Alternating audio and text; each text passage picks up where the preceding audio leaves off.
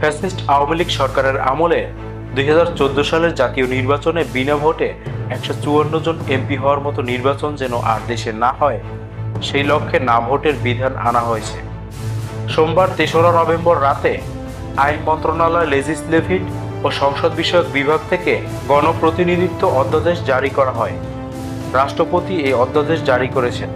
এর আগে অধ্যাদেশের খসড়া উপদেষ্টা পরিষদ বৈঠকে অনুমোদন দেওয়া হয়। নির্বাচনকালীন পরিস্থিতির বিবেচনায় দেশের সংবিধানের 93 অনুচ্ছেদের প্রদত্ত ক্ষমতা বলে অধিকতর সংশোধন করে গণপ্রতিনিধিত্ব অধ্যাদেশ জারি করা হয়েছে। তাতে একগুচ্ছ পরিবর্তনের পাশাপাশি যোগ হয়েছে নতুন বিধানও। আরপিওর 19 নম্বর অনুচ্ছেদে না ভোটের বিধান যুক্ত করা হয়েছে।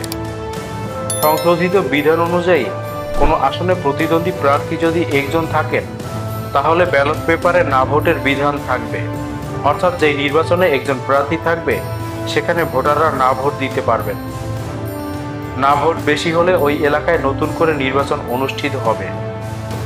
এছাড়া কোনো প্রার্থী যদি মনোনয়নপত্র বাতিলের বিরুদ্ধে আপিল করতে চান, তাহলে আপিলের নির্ধারিত সময় শেষ না হওয়া পর্যন্ত কিংবা আপিল নিষ্পত্তি না হওয়া পর্যন্ত কাউকেই বিনা প্রতিদ্বন্দ্বিতায় নির্বাচিত ঘোষণা করা যাবে না।